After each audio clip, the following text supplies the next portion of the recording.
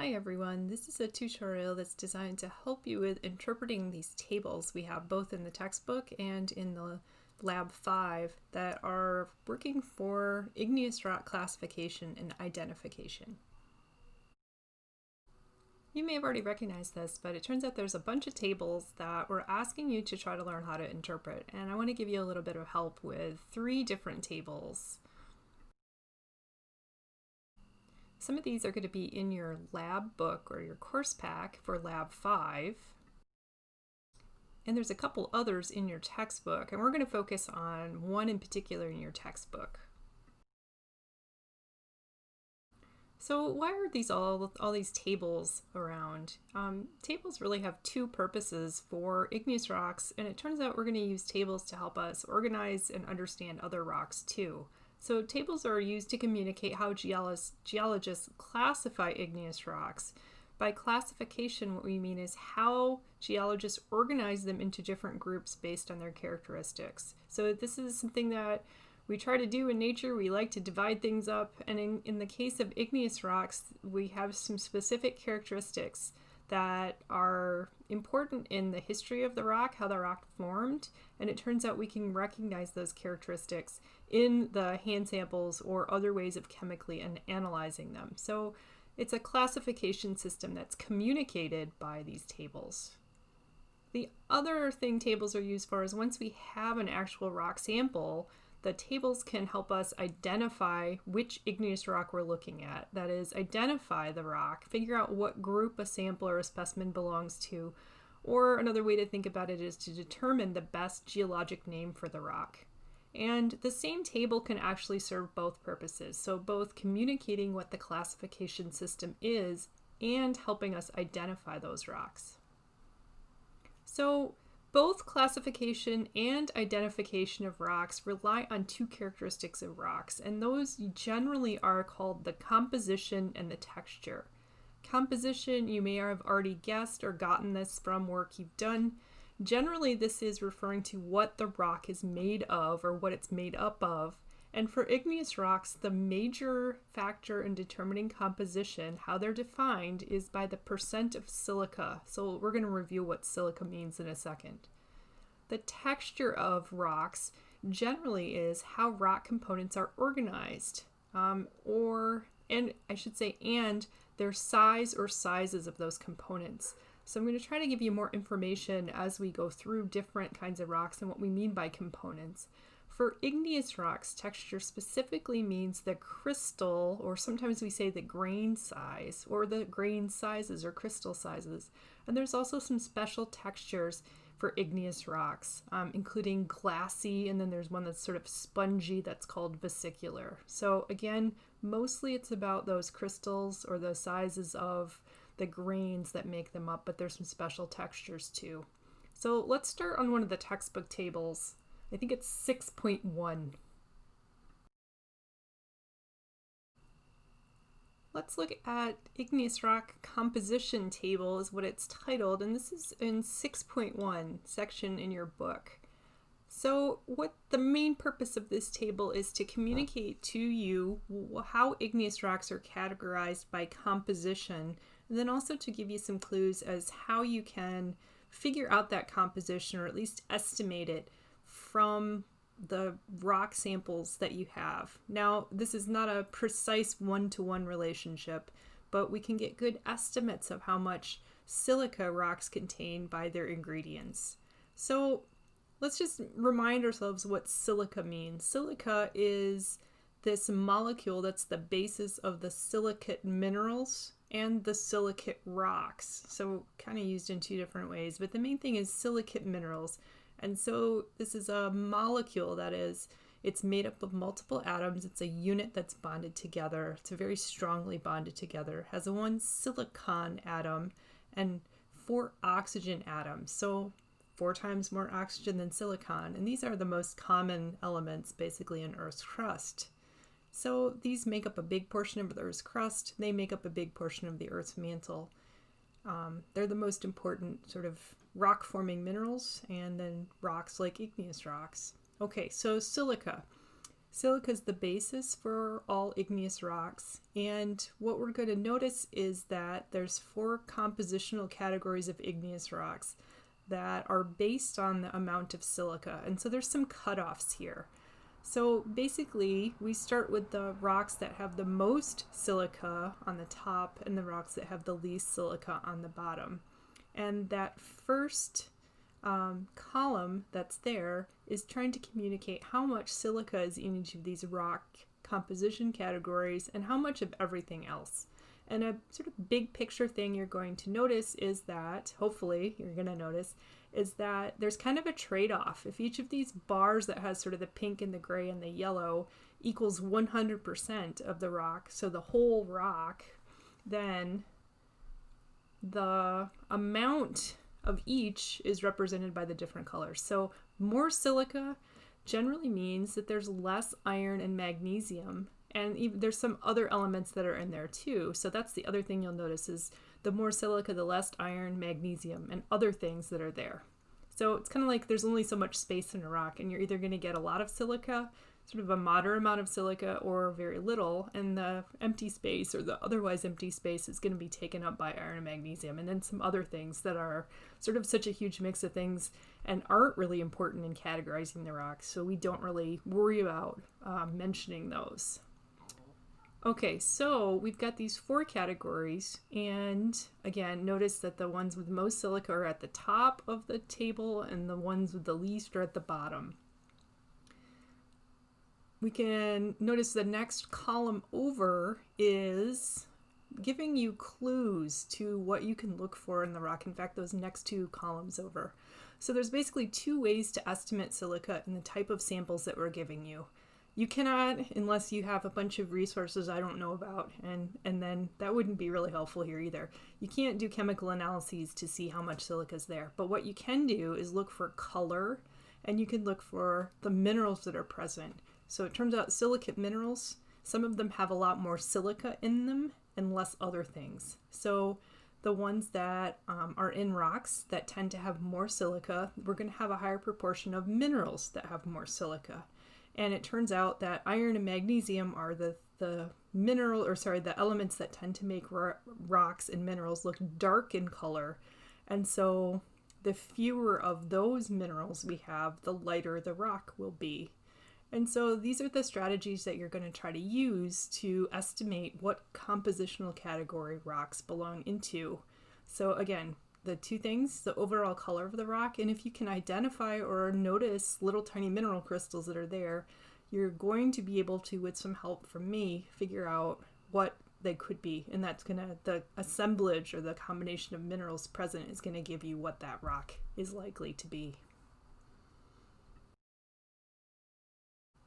So instead of focusing on the columns and what they show, let's take a look at the rows. So let's look at what characterizes different rock compositional categories. So let's start with felsic. Felsic is the category of igneous rocks that has the most silica, which means it has the least of iron and magnesium and those other things. So because it has the most silica and the least of the other kinds of minerals or mineral components, then it is going to tend to have minerals that are generally light in color, and it's going to have fewer of the minerals that are dark in color. So the minerals that are light in color have a lot of silica tend to be things that we know as the iron-free silicate minerals. So it has a lot of those. It also has some iron in it, as you notice, but it's not a lot. So it's going to predominantly have minerals like quartz, potassium feldspar, can have some plagioclase feldspar, and something like an amphibole or a biotite mica can be present. And that's going to be in the rocks that you can actually see the crystals.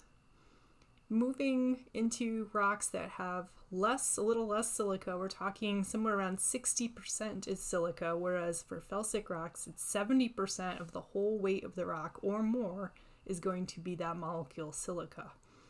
For intermediate rocks, again, this is less. It's between 60 and about 70%, and we're going to see some of the same minerals.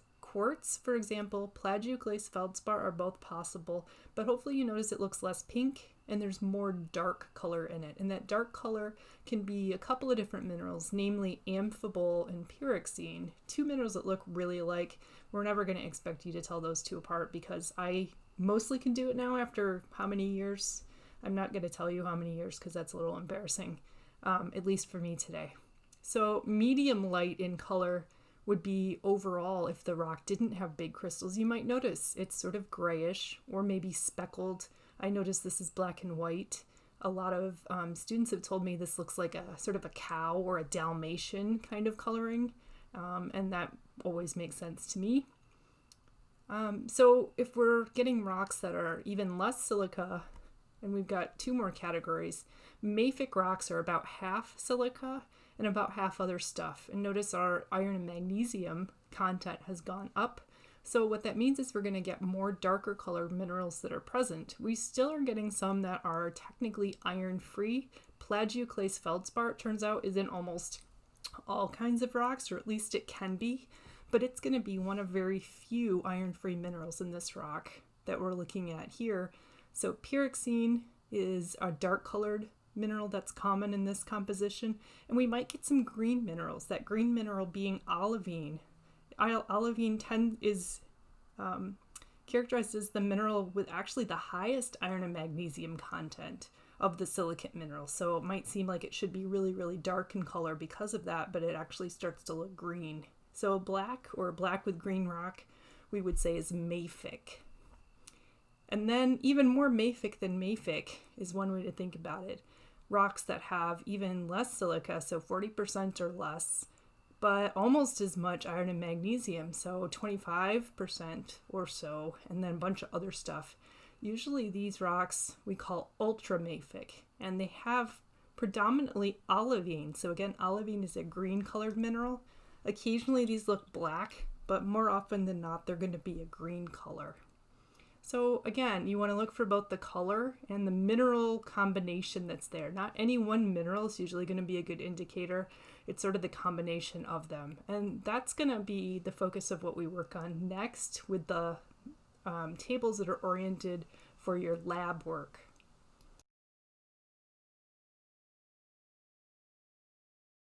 Okay, so let's say you're working through, or you want to work through the lab, and you've got two tables in the course pack to help you do this.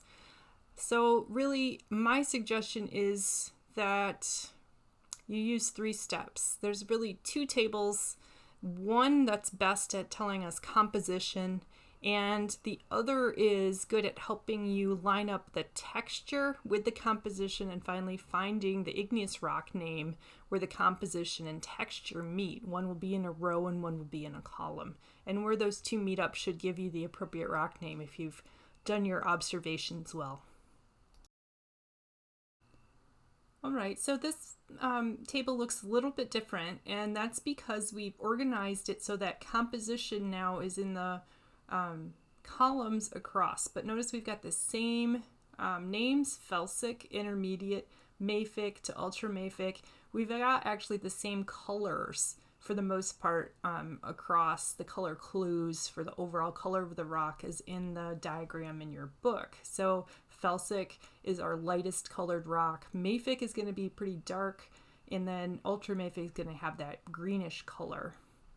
So the idea here is we've already been working on recognizing that there's 2 main groups of silicate minerals. We've got light-colored, iron-free silicate minerals, sort of in that top category. And in the bottom row of minerals present, we have dark-colored or iron-rich silicate minerals. And so I've separated these out, and you'll notice that each rock basically can have, or each rock composition is likely going to have a mix of the light-colored iron-free silicate minerals and some dark-colored iron-rich silicate minerals. The exception to that rule is really ultramafic rocks may not have any light-colored iron-free silicate minerals. They may just have the dark-colored ones. Other than that, everything actually has a mix of minerals. And so we've given the minerals sort of these bars of ranges. For example, quartz tends to be in almost every kind of felsic rock, and there's a few sort of high silica composition of intermediate rocks, relatively speaking, that can have quartz. So this is a range. There's other ways to display this. This seems to be a simpler way than your textbook shows and seems to work well for most students. It doesn't mean it's going to be immediately apparent to you how this works. This usually takes a little bit of work. So please persevere and try not to get too frustrated. And remember, I'm here to help if you need me.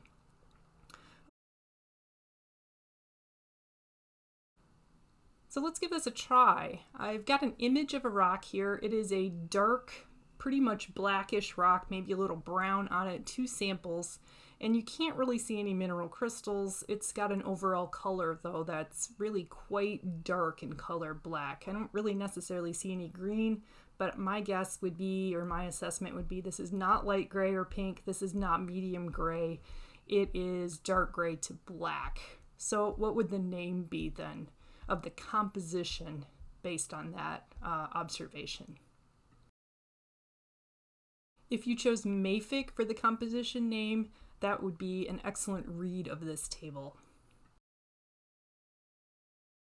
Let's try another. I've got a photograph with 2 samples on. One looks a little orangey or pink. One looks kind of maybe slightly speckled, but pretty light gray in color, kind of the same color as the bars on the table itself. And this is all meant to be one type of rock, even though it can look slightly different between samples. It doesn't really have any minerals that are identified, so give it your best shot.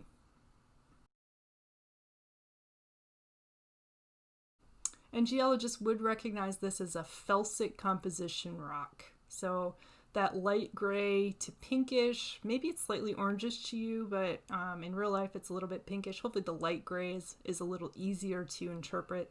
This would be a felsic rock. Okay, now we've got a rock that is greenish in color. I've blacked out the label because you don't really need to have that information. And then in here I've recognized olivine and pyroxene. And so see if you can figure out what the composition name would be based on both of those sets of information.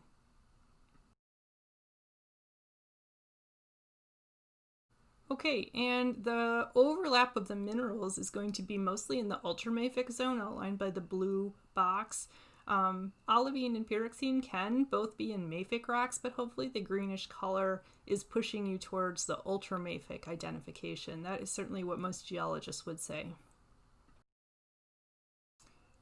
So let's try one where we're just looking at the mineral composition or the minerals present and try to figure out the composition. So the question is, what is the composition name of an igneous rock with plagioclase feldspar, amphibole, and pyroxene? So see if you can draw a line through those 3 and come up with where that would end up in the composition categories, a vertical line. Or you could draw a box like I did. So that is the overlap zone of plagioclase feldspar, amphibole, and pyroxene, especially sort of noticing that amphibole and pyroxene only overlap in the intermediate composition rocks. That should be a good clue that this is an intermediate rock.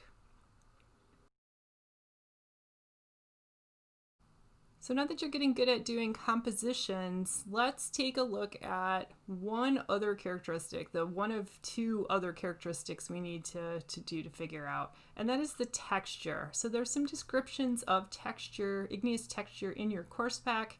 There's some in your textbook as well. So let me just read through the descriptions very quickly, and we're going to try to get the main ones first, and then we've got some oddball rocks that we can talk about why they're sort of different than the norm. So sort of the main textures are these coarse-grained textures at the top, so pegmatitic, kind of a weird word.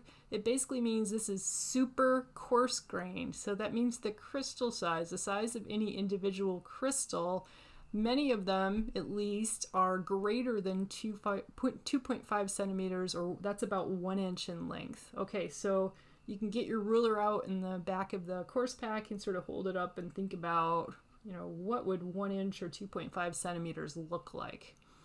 And each crystal or many of the crystals in the rock would be that size if it were a pegmatitic texture. Not terribly common. We do have some pegmatites, is the rock name in Michigan, so it's possible you could see these in your life. So more common are coarse-grained and fine-grained. Those are sort of the main textures. So I've got a coarse-grained rock sample, two of them actually, at the top of this image. One's got some pink in it, one's just black and white. So another word for coarse-grained is phaneritic. You do not need to know that, but if you like learning fancy terms, that's one. So coarse-grained rocks are very common. Granite is a very common coarse-grained igneous rock. And the crystal size is visible. That is, you'll recognize little speckles of different colors, but the crystal size is smaller. So it's technically 5 millimeters to 2.5 millimeters in size. Sorry, 2.5 centimeters in size. Fine grain rocks are the ones sort of at the bottom here, off to the right. And these are ones where basically the crystals are almost all too small to be seen with your naked eye. You might notice some speckles, but they're so small you're not going to be able to recognize individual minerals. Even I can't, and I've been practiced at this for a long time. So this is often the case where it's mostly one color of, the whole rock is mostly one color, it's not speckled. And then finally there's a sort of third category that's got crystals in it, at least some that you can see, and it's kind of a mix between the two, a mix between coarse-grained and fine-grained, and it's called porphyritic.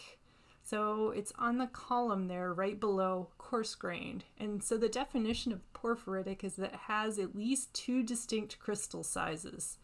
And what we have as samples is what would be described as porphyritic aphanitic or porphyritic fine-grained. It's got large and small crystals. So notice it's got kind of a gray color, but then it's got some white and black speckles in it. And so that would be a porphyritic texture.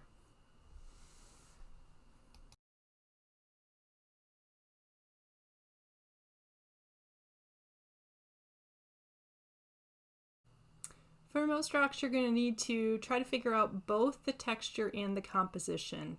And so those are the textures we just went through are the three textures where you're going to need to figure out both.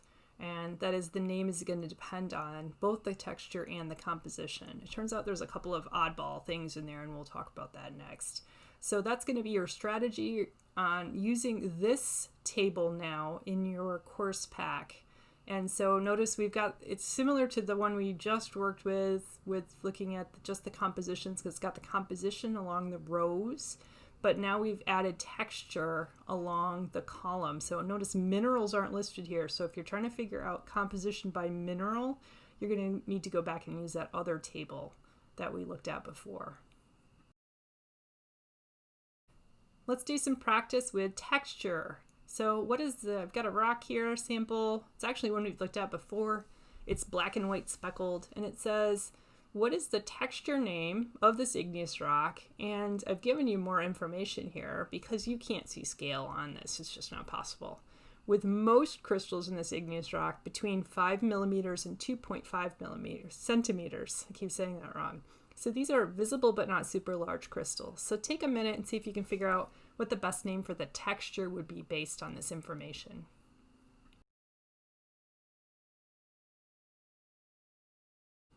So geologists would say that this is a good example of a coarse-grained rock. The crystals are between 5 millimeters and 2.5 centimeters, and these are visible crystals. That is, there's speckles in the rock that show it's different colors from different types of minerals, but they're not super large. They're not greater than 2.5 centimeters and would be considered pegmatitic.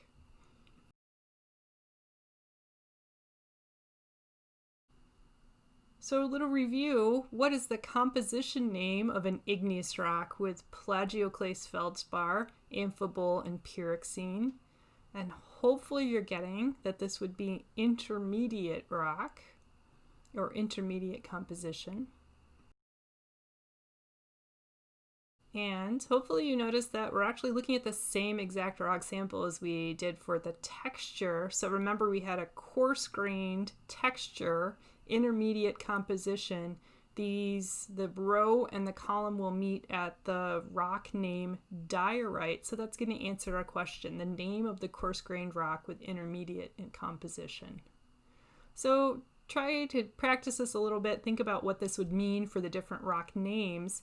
And one thing to keep in mind when you're using this particular table is that there are other rocks we don't have but are somewhat common. And so those are the rocks that are not bolded and are in the brackets. So for example, if you look under ultramafic, peridotite is all caps and bolded, and we do have that rock amongst our samples, so you'll be working on identifying that.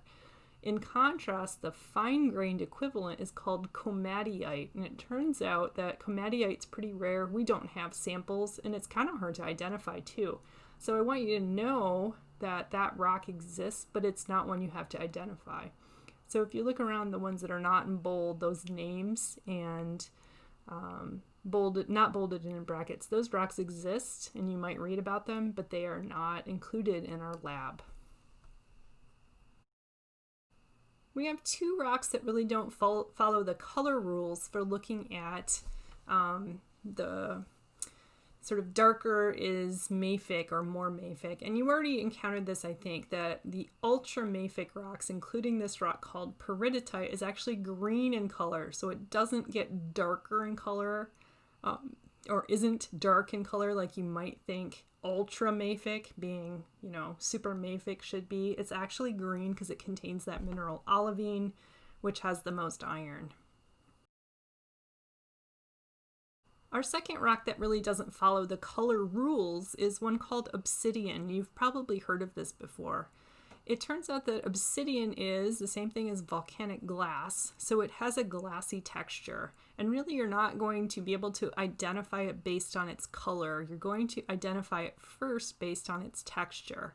It's the only one that looks like broken glass. And it is very shiny, and it often has some like reddish color or these whitish things that are sometimes called snowflakes in obsidian. Obsidian is weird because it's a dark colored felsic rock. My understanding is that because this is considered volcanic glass, basically it formed without crystals. It cooled so quickly that it formed into a glass, which is a disorganized crystal structure. So in order to do that, it had to have a lot of silica, like our window glass is silica, mostly with some other things put in it to make it have certain properties. But other compositions that don't have as much silica are not going to be able to make glass. So that's the sort of connection of why it's considered felsic, because it fits into that original definition of 70% or more silica. It just doesn't fit the color pattern of other felsic rocks. So we kind of got to watch out for that. And you'll do the same thing with the vesicular, sort of the spongy, bubbly rocks. You'll need to sort of gauge their color based on the texture and do some comparisons. So that's it from here. I hope this helped you sort of work through the tables, and I'll check in with you later.